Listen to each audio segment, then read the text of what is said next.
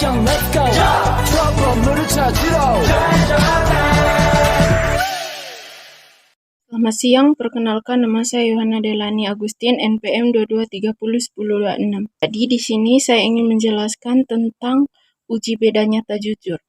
Dalam materi uji beda nyata jujur ini, yang perlu kita ketahui yang pertama pengertian uji beda nyata jujur, yang dimana pengertiannya adalah uji beda nyata jujur atau sering disebut sebagai uji Tukey diperkenalkan pada tahun 1953. Jadi, proses pengujiannya mirip dengan BNT, yaitu mempunyai satu perbandingan dan digunakan sebagai alternatif pengganti jika ingin menguji seluruh pasangan rata-rata perlakuan tanpa rencana. Di sini saya ingin menjelaskan tentang kegunaan uji Tukey, yang dimana untuk membandingkan secara keseluruhan pasangan rata-rata perlakuan N setelah diuji, analisis beragam dilakukan. Misalnya, penggunaan uji BNT, uji BNJ dapat digunakan untuk membandingkan semua pasangan perlakuan yang ada. Pengujian ini sangat sederhana karena menggunakan satu nilai untuk menguji semua kombinasi perlakuan yang akan dibandingkan seperti halnya pada uji BNT. Atribut yang perlu digunakan dalam melakukan uji BNJ, yang pertama, data-data perlakuan, yang kedua, taraf nyata, yang ketiga, jumlah perlakuan, yang keempat, derajat bebas, dan yang kelima, menentukan nilai kritis uji perbandingan.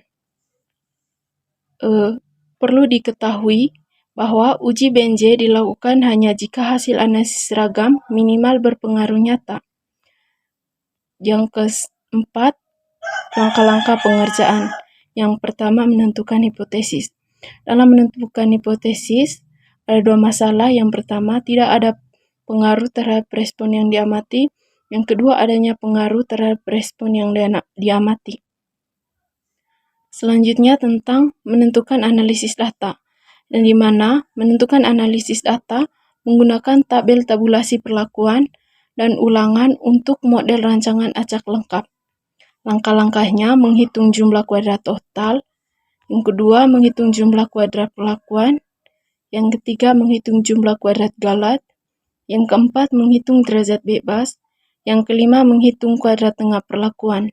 Sekian dan terima kasih.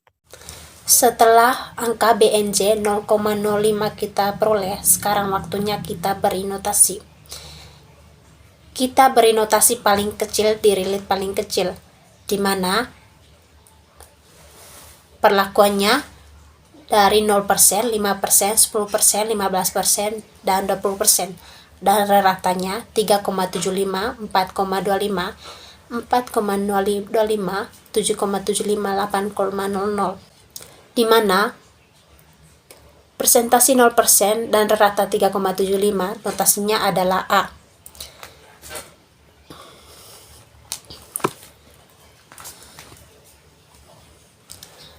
Dan kita beri selisih dulu di rata 3,75 ke 4,25, sama dengan selisihnya 0,50. Selisih ini kurang dari 1,871, sehingga notasinya tetap A. Selanjutnya 3,75 ke 4,25, selisihnya 0,50 dan notasinya tetap A. Sekarang kita beri selisih dari 3,75 ke 7,35, selisihnya 4,00. Karena selisihnya lebih besar dari 1,871, maka notasinya harus berbeda, yaitu B.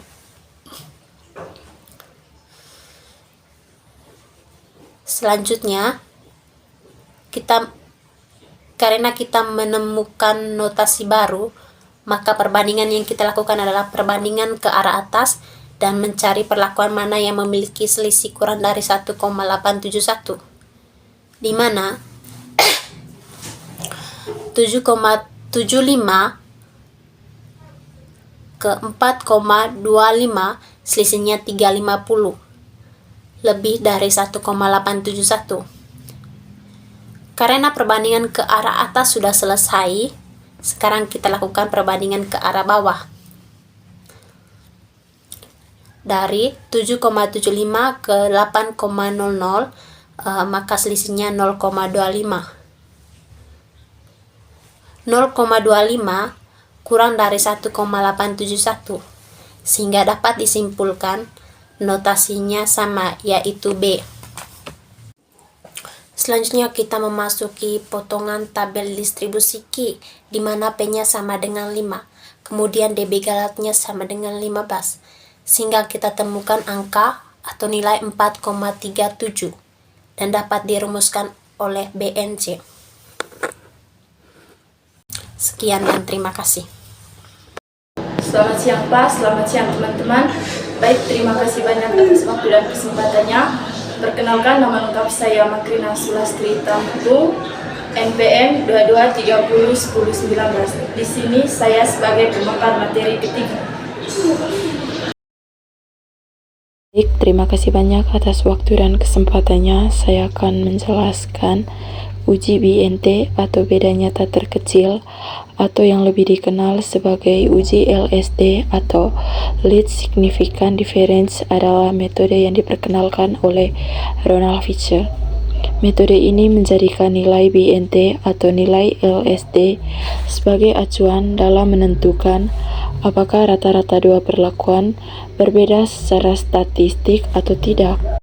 Baik, dalam uji lanjut BNT terdapat prinsip, yaitu di mana perbandingan rata-rata antara dua nilai rata-rata atau perbandingan pasangan rata-rata.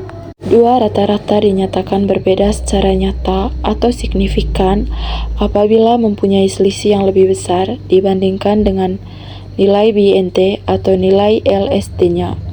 Uji BNT digunakan untuk perbandingan berentang. Baik, jadi teman-teman dapat memperhatikan contoh pada tabel berikut.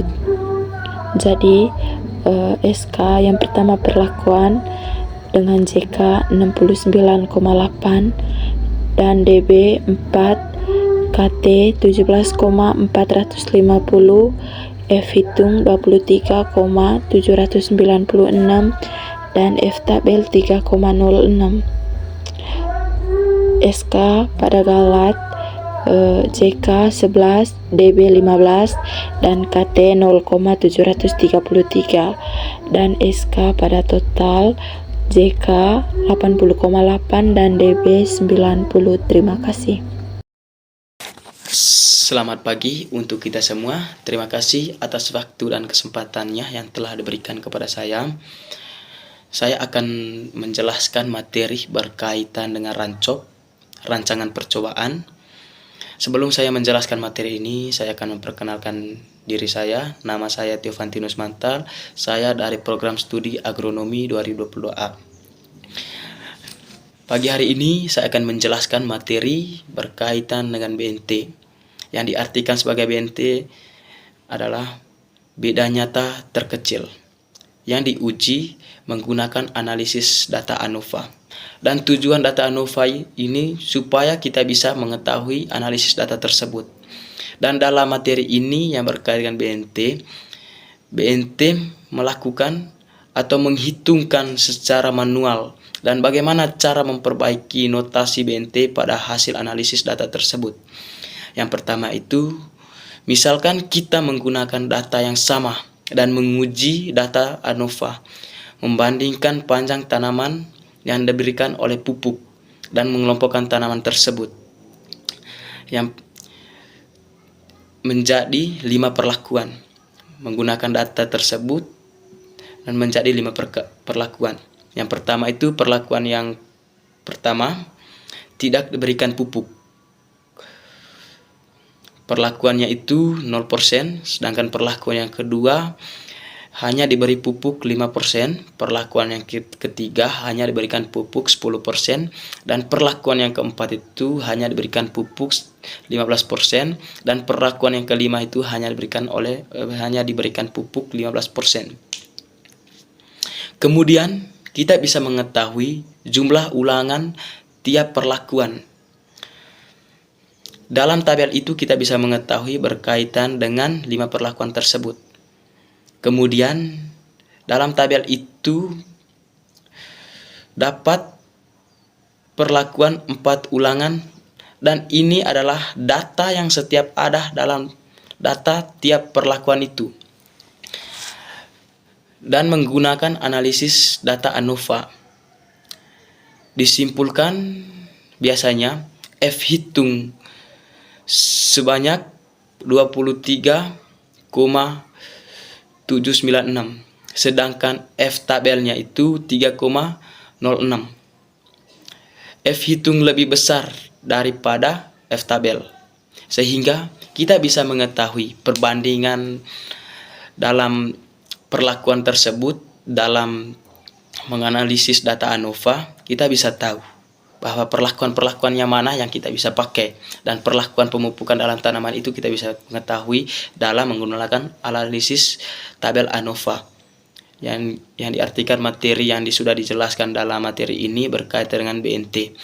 Oke, sekian saja dari saya berkaitan dengan materi BNT ini. Sekian dan terima kasih.